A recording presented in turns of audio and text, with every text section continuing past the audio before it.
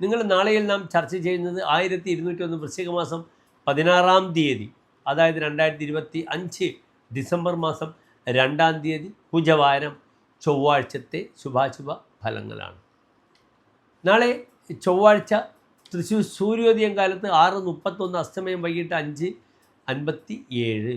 നാളെ ചൊവ്വാഴ്ചത്തെ രാഹുകാലം നിങ്ങൾക്കറിയാം. ഉച്ചയ്ക്ക് 3 മുതൽ 4:30 വരെയുള്ള സമയം നാം ശുഭകാര്യങ്ങളൊന്നും തന്നെ രാഹുകാലത്ത് അനുഷ്ഠിക്കാറില്ല.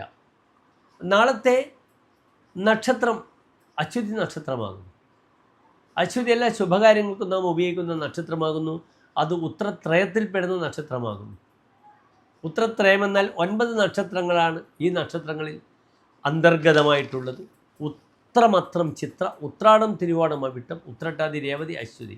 ഈ അശ്വതി നക്ഷത്രം ഔഷധം സേവിക്കാനൊക്കെ വളരെ വിശേഷമാണ്. ഇത് ആരുടെ? അശ്വിനി ദേവതകളുടെ നക്ഷത്രമാണ്. അതിനാൽ അശ്വതി ദേവതകൾ ആരാണ്? ദേവന്മാരുടെ വൈദ്യനാണ്. നാളെ വെളുത്തപക്ഷത്തിലെ ദ്വാദശി തിഥിയാണ്, 12-ാം തിഥിയാണ്. വളരെ നല്ല ശക്തമായ തിഥിയാണ്.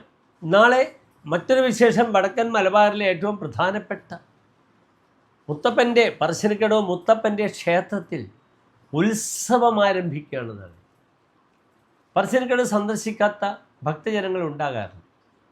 അവിടെ ജാതിമത ഭേദമന്യേ ജനങ്ങൾ പോകുന്നു. നാളെ എൻ്റെ പ്രിയപ്പെട്ട പ്രേക്ഷകർക്ക് ശുഭകാര്യങ്ങൾക്കൊക്കെ ഉച്ചയ്ക്ക് 1:30 മുതൽ 3 മണി വരെയുള്ള സമയം വളരെ അനുകൂലമായി ശുഭകാര്യങ്ങൾ സജീവമായി ഇടപെടാം.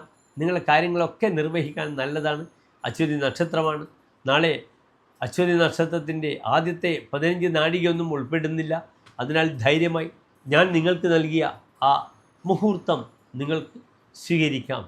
നാളത്തെ പ്രാർത്ഥന അശ്വതിമകം മൂലം. ഈ നക്ഷത്രത്തിൻ്റെ അധിപനായ ഗ്രഹം കേതുവാണ്. അതിനാൽ സർപ്പക്ഷേത്രത്തിൽ ആയില്യപൂജ, സർപ്പബലി, അല്ലെങ്കിൽ നവഗ്രഹത്തിൽ രാഹു കേതു അർച്ചന, അല്ലെങ്കിൽ നാഗസങ്കേതങ്ങളിൽ യഥാശക്തി, ധർമ്മദൈവ സങ്കേതങ്ങളിൽ യഥാശക്തി വഴിപാടുകൾ ചെയ്യുന്നത് വളരെ ഉത്തമമാണെന്ന് അറിയുക. നന്ദി, നമസ്കാരം.